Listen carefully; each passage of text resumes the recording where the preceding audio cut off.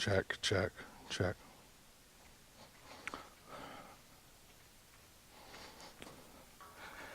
Hey guys, well, I apologize. Yesterday morning we had some technical difficulties and we were unable to record our Sunday school class time in which we covered Revelation 2 and Revelation 3, those chapters where it discusses the seven churches of Asia Minor in that day. And so that for those who aren't able to be here during Sunday school class time, so that you can keep up with us and know about where we're going, I wanted to give you just kind of a brief overview. Unfortunately, you will not be able to hear the amazing conversation that we were able to have as people saw things and they pointed them out and we had this conversation. But I wanted to give you just kind of an overview of this. And so there's a handout, and I'll try to put this onto our website, but it's really easy if you're just reading through chapters 2 and 3 of the book of Revelation. I'm just kind of picking apart what is said to each church along the way.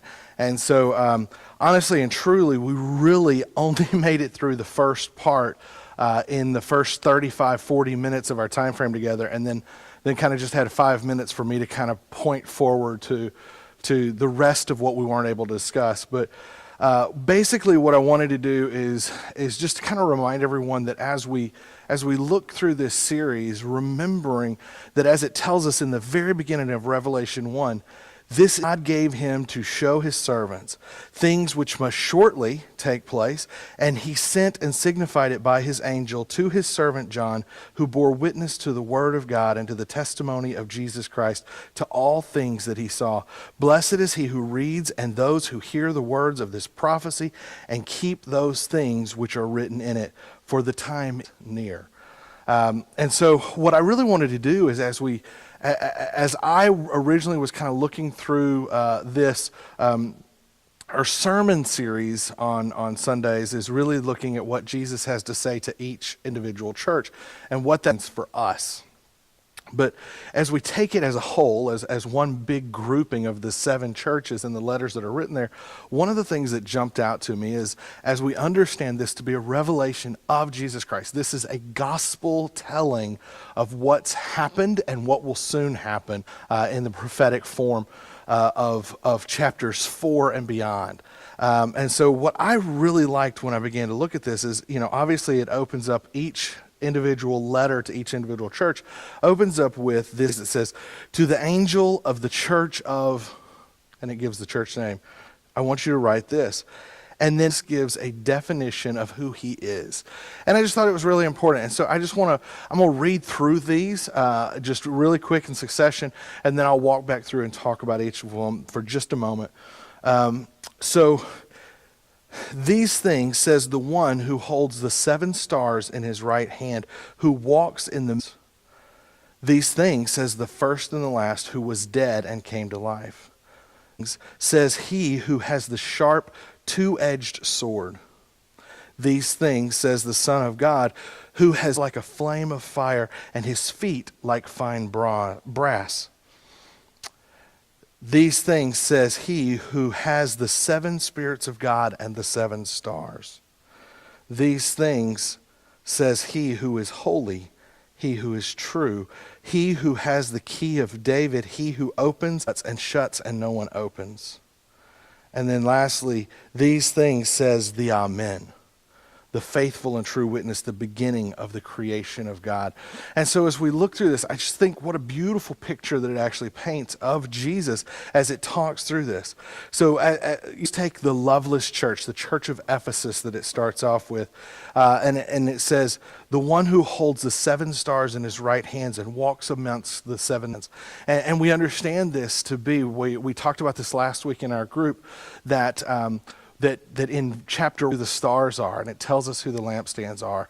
And it talks about the 7 stars being the 7 messengers, the 7 priests, preachers, teachers, the religious leaders who God is giving strength to. As he talks about holding them in his right hand, that is the hand of strength, where he gives them the power to do and to teach and to be his hands and feet here on earth.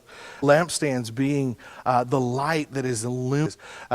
we continue to remember this concept of a city on a hill because the light that it produces cannot be pushed out by the dark.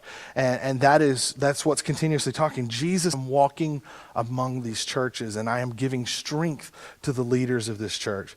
The persecuted church, Smyrna, who if you've seen the sermon from yesterday, you can understand persecuted.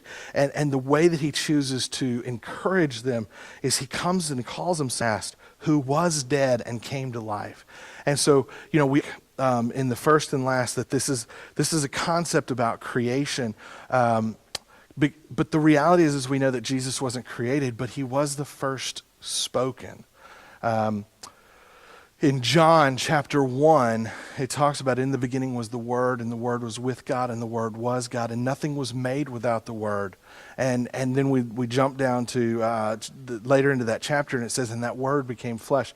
And so we have to understand that the first and the last means Jesus has been there since the beginning, and he will be there until the very end. And he is the constant conversation of God.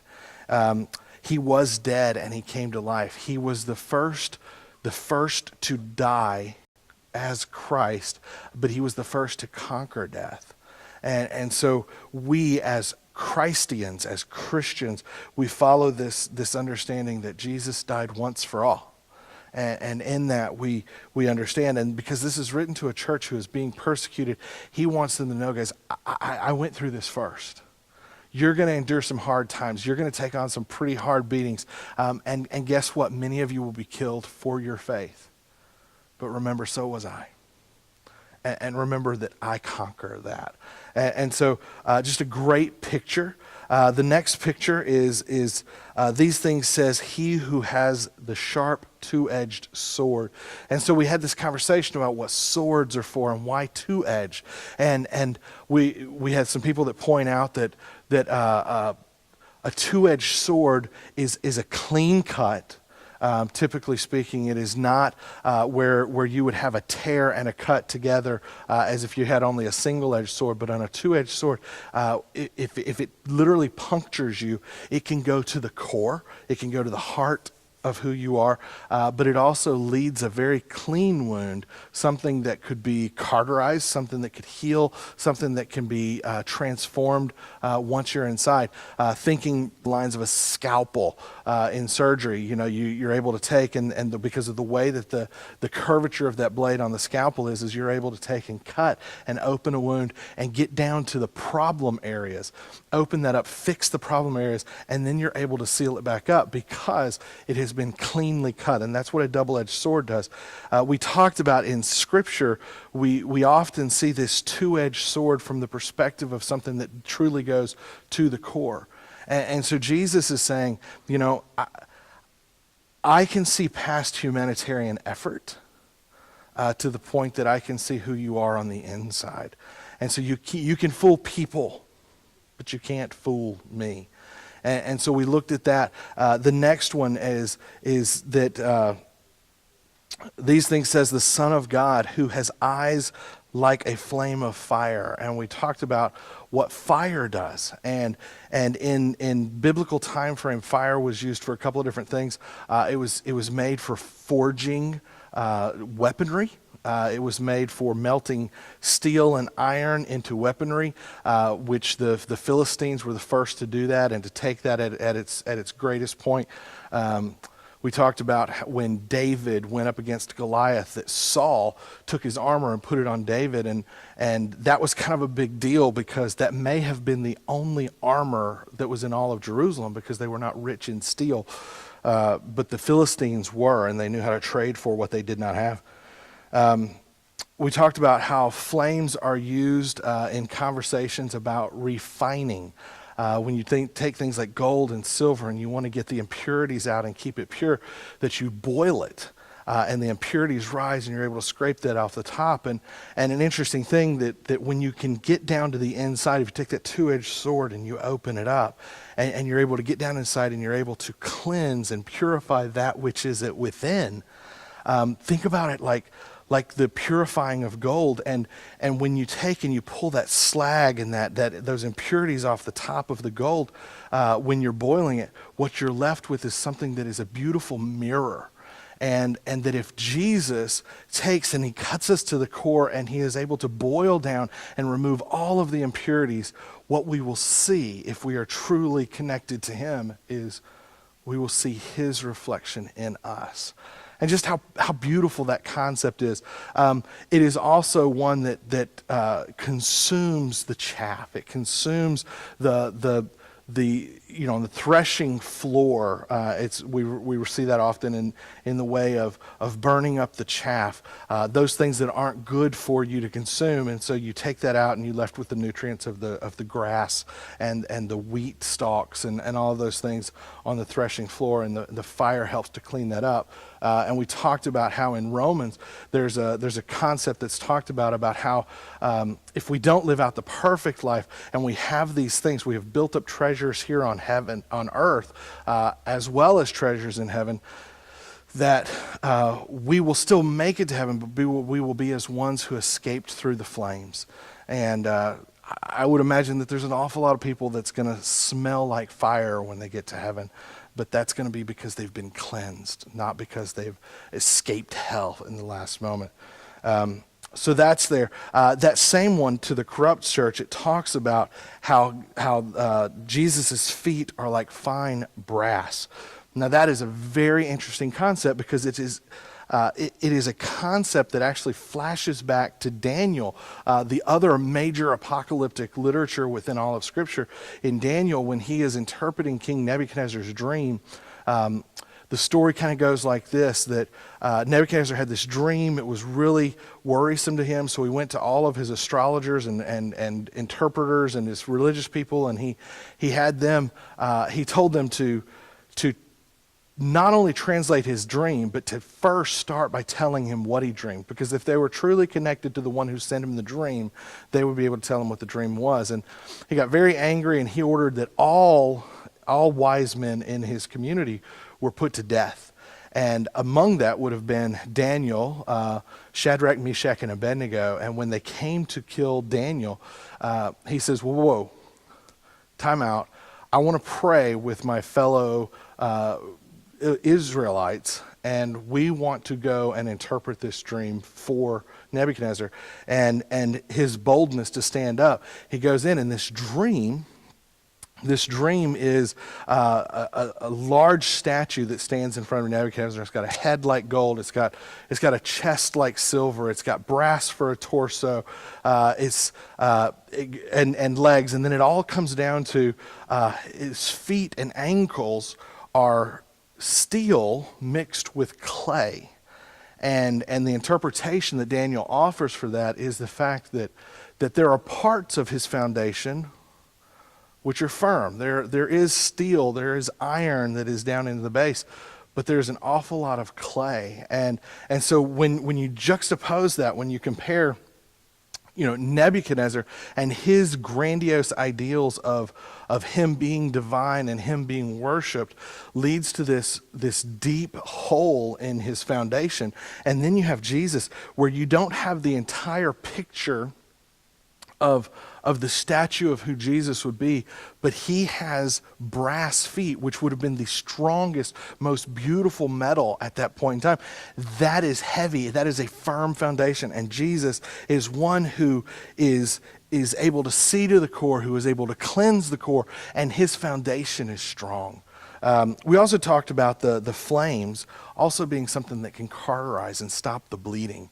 And that's a great thought to think about how Jesus could be the one in our lives who stops the bleeding of our heart and in our lives.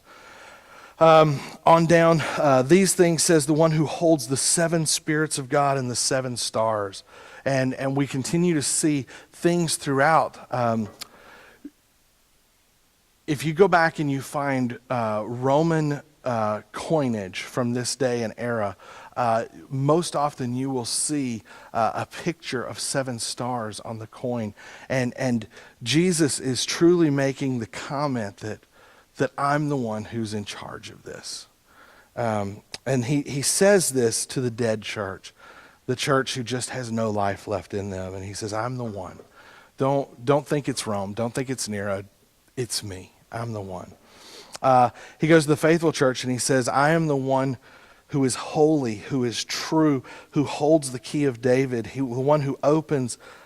When he opens something, no one else can shut it. When he shuts it, no one else can open it. And this is a direct reflection back to Isaiah and some things that are talked about there. But also, if you're a New Testament person, you may remember this sounds an awful lot like when Jesus sent the 72 disciples out. And he said, when you get to a community, what you bind will be bound. What you loose will be loosened. And he's saying that what you believe, what you tell these people will be so, because you are speaking out of the power of Jesus Christ. And Jesus is still that key of David. And then lastly, in this, these things says the Amen, the so be it, or may it be so. The true witness, the one who has truly been there from the beginning. And this is the beginning of the creation of God. He was there. And when we look at this, we can begin to understand this beautiful picture of who Jesus is, because he is one who is the strength, the one who holds the churches and holds the leaders and gives them their strength. He was there in the beginning. He will be there in the end. He was the first to die and the first to come back to life. He is going to open us to see beyond our humanity, but to see our divinity that is within us, and open up the heart of who we are. And he will take and cleanse it if we will allow him to. And through that, we can understand that he will build it on the firm foundation of who God is.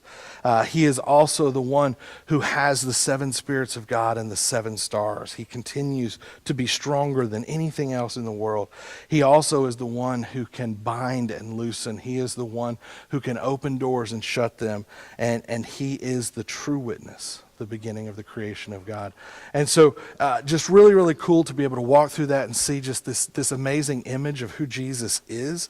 The next page that I had in my notes, but just something to keep for you as you look through this, each letter, he starts out with this statement of, I know your works, in each letter to each church. He tells the church, the church in Ephesus, I know your works, your labor, your patience, your ability to work without growing weary. To Smyrna, he says, I know your work, your tribulation, and your poverty.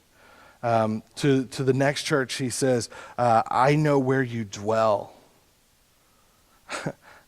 I know who surrounds you. And hold fast to my name, and do not deny my faith, even in the days in which Antipas was my faithful martyr, who was killed among you where Satan dwells. You know, he goes through and he lists who they are. He sees the greatness in them, and he sees good things in everyone until he gets to the last one, the lukewarm church, and this is something that will open up on a Sunday morning in a few weeks. But I know your works, that you are neither hot nor cold. You know, and he starts off by pointing out who they are. And then in 5, the next page I have is in 5 of the 7 churches, he has some corrections for them. And so he starts with, nevertheless, I have this against you. And he goes through this, I have a few things against you. Nevertheless, I have a few things against you. Be watchful and strengthen the things which remain that are ready to die. But to 2 churches, he has no words of improvement, because these are churches that are going through really tough spots, and he's there as an encouragement for them. Oh, so sorry. Sorry, I'm back. I knocked that off. So he has words of addressing the things that are going on with him, and then he ends it in each time frame with these words: He who has an ear, let him hear what the Spirit says to the churches. And now in 3 of those churches, he has follow-up statements to that, but he is primarily saying, guys, you got to listen to me. You got to listen to me. I want the very best for you, and I need you to survive and to share this gospel and to spread it to the world. And without you, it doesn't get done, because you are now my hands, my feet, and I need you to listen. I need you to pay attention to what I am saying. And so that's really where we went on Sunday morning during our Sunday school class time. And thanks for allowing me the opportunity to just kind of give this brief recap. Again, so sorry that the technical glitches got us yesterday morning, and I was unable to get the comments and the energy and the exchange between those who were in attendance and the questions that they had and the insights that they brought to it. But this was the essence, and I hope that you're enjoying this series. Next week's going to be a much more difficult segment as we get into Revelation chapter 4 all the way into Revelation chapter 8, verse I think 5 or 6, where we get into this next broken down part that begins to look at some of the interesting imagery that comes out in Revelation. And so we're going to dive into that next week. I hope you'll join us, and I hope you're getting something out of this. May God bless you, and may God watch over you as you continue to try to understand His words for us. Thanks. God bless.